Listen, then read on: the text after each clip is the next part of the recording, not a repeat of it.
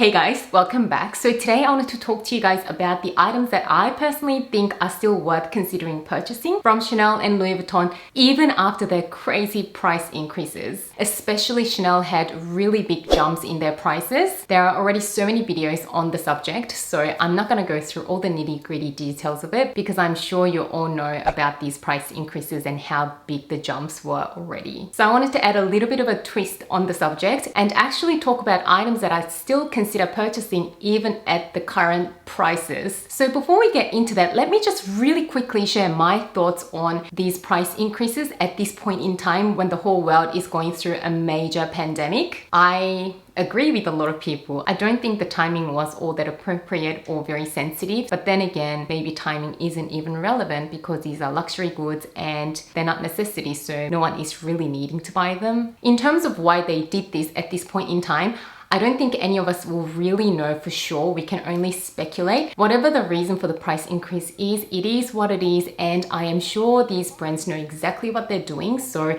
they probably have a really good strategy behind the increase. But there are three kind of schools of thought as to why we as consumers think that they've done this. Firstly, a lot of us think that they may have done the price increases right now due to the fact that their sales have gone down since a lot of their boutiques had to shut. So when the boutiques slowly start to reopen, they want to make more profit to make up for the losses. The second popular speculation is that we think that Chanel or Louis Vuitton might want to choose a specific clientele to be their customers. So the super wealthy, the people who aren't really affected by the pandemic. I can't personally say whether that's right or wrong. As consumers, we still ultimately make the decision to spend that money. The prices are disclosed. So at the end of the day, we still make that final decision with the knowledge of the current prices. But to be honest, I think it's just literally demand and supply. So if the demand is there, whatever we're talking about, so it could be housing, like real estate, it could be luxury handbags, it could be like a piece of artwork. If the demand is there, what the actual piece of item that we're talking about, whatever its inherent value is kind of irrelevant. I think that people are more than happy to pay the premium to obtain that certain thing that you're really, really loving. So personally, with Chanel Classic Flaps, the jumbo size before the price increase was 9,700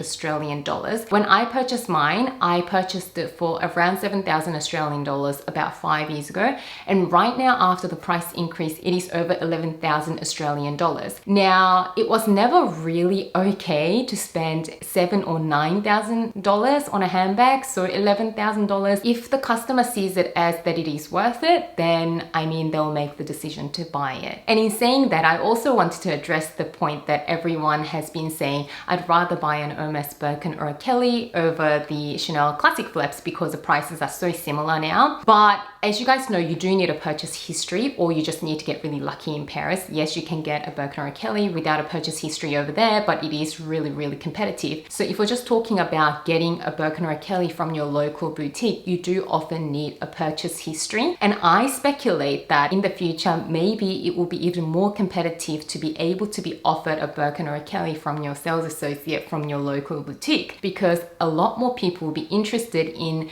the Hermes bags, because a lot of people that used to buy Chanel that thought Hermes was sort of a little bit too high of a price. Now all of a sudden, Chanel prices are there as well. So more people might be actually considering purchasing an Hermes bag now. So I kind of predict that the competition will become higher to obtain one of the Hermes elusive bags. So the price difference may still be a lot bigger than what meets the eye. So for example, right now to be offered a Birkin or a Kelly, your sales associate might consider your profile after, spending a few $1,000s on a few items to just show your interest in Hermes products. But as more people want bags, maybe you do need to build up more purchase history. I don't know what's going to happen. Only time will tell. But I know that with Hermes bags, it will be a lot more difficult for them to start producing more because they only have a number of artisans that can make these bags. So it's not like they can just up their production quickly. Maybe slowly over time they can, as I'm sure they've done over time already, but it's not as easy as just producing more because the demand is more. So that's what I think. The third speculation as to why they did the price increase is just the increases in the prices of raw materials, which I think there is a truth to it, because I know for a fact that raw materials would have gone up in price and transportation is not as easy to get the materials in to work with. So I am sure that has something to do with the price increases as well. So I agree that these factors would have come into play when they decided to actually go ahead with the price increases at this minute. Now, moving on to what I will still consider purchasing and the items that I still think are worth the price after the price increases, I'm gonna start with Chanel. So with Chanel, for me, I don't think it is really worth the price tag to get one of the stock standard classic flaps. So just a black jumbo or a black medium flap, something like that. I actually don't think I'll be buying any of those because they're just not special enough to warrant that sort of price. So if I'm paying almost $12,000 for a jumbo, I don't want a bag that is just so commonly seen. I don't mean that it is so common in the way that it's just everywhere, but it is a style that gets produced all the time, so you will see a lot of other people carrying it. For a bag that might be a couple of thousand or even $6,000-7,000, I'm okay with that. But if I'm paying more than $10,000, the bag better freaking be special. So I will still be considering seasonal flaps, seasonal bags that have different embellishments, different details to them that make the bag a little bit more unique. So I'll be totally open to those options. And you might be saying, aren't Birkins and Kellys in the stock standard colors like that as well? You know, they're kind of always produced like a black Birkin and it's nothing special about it. Yes, I agree, but I still think that there is definitely a much higher intrinsic value to that item. So I'm still happy to pay for one of those, even if it's in a standard combination. With these Hermes bags, they're actually made by artisans, handmade, and these artisans need to be in training for at least 5 years making other sorts of bags for Hermes before they're even allowed to make a Birkin or a Kelly bag. The time, the craftsmanship, everything that goes into producing a Birkin or a Kelly bag, I really feel like that is inherently worth more than the actual value of the Chanel classic flaps. These are still mass-produced bags and I just don't see the value in that. And with Chanel classic flaps, I'll still be considering classic flaps with a little bit of a twist. So it could either be a little bit of different leather detailing or something like that. My bestest black medium Chanel flap is just that. It is classic, but it has pleated leather. It is absolutely stunning. So for something like that, that I really like,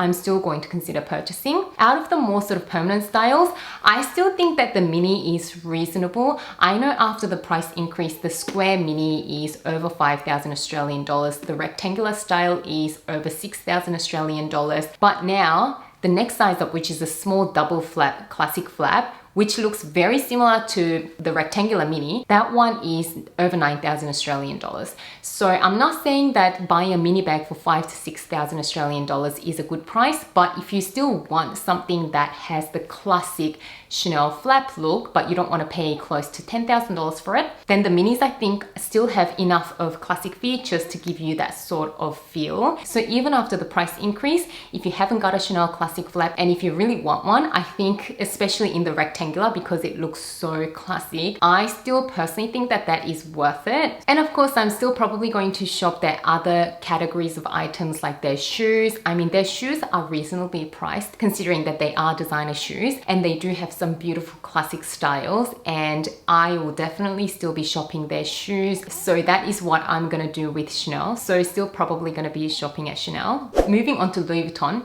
It is easy. I am still going to definitely shop their leather handbags. Their leather handbags are actually really well made and the prices are actually quite reasonable. So I do have a couple of examples that I wanted to show you. You guys know that I love both of these bags. So this is my Alma BB in the Epi leather, and this one still retails for maybe 2.5 Australian dollars. It is a completely leather bag. Yes, it is a pressed leather and it is processed leather. Nonetheless, it is a leather bag. It is not a canvas bag. It is very well constructed. The stitching, the glazing, everything is just really well done.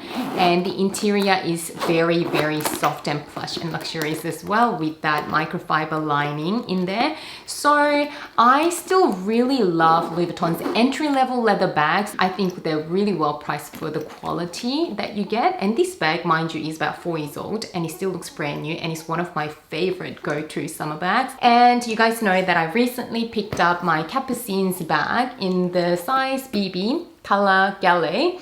And this is one of their premium lines. The whole Capucines line is a little bit more pricey. This one at the moment retails for just over 7,000 Australian dollars, but this is what I wanted to say. It is just so well constructed. I absolutely love all the details. I mean, even look at that ring detail. How beautiful is that? Everything is well thought out, completely leather lined on the inside.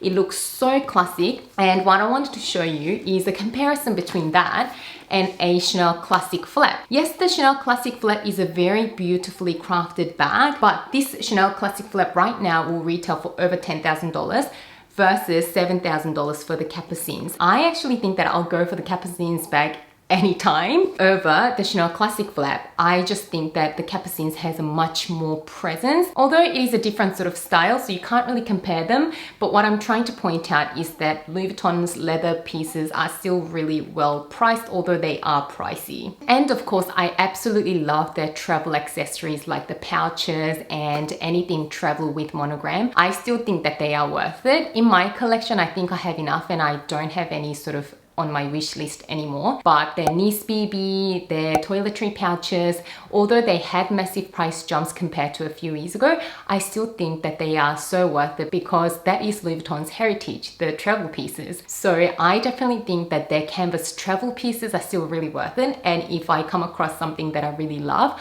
I will still shell out the money and purchase one of them. So that is what I think about the situation. Share your thoughts down below in the comment section as well, and what you would still consider buying from these brands, or if you're going to stop shopping at these brands. Also wanted to let you know my YSL card holder giveaway is still running for another 3 or 4 days. You can enter until this Sunday, so if you haven't done so already, I'll leave that video on screen, so do check out that video and make sure you enter if you haven't done so already. I hope you enjoyed this video. If you did, don't forget to give it a thumbs up and subscribe to my channel. And as always, thank you so much for watching and spending some of your precious time with me today, and I can't wait to see you again soon in my next video.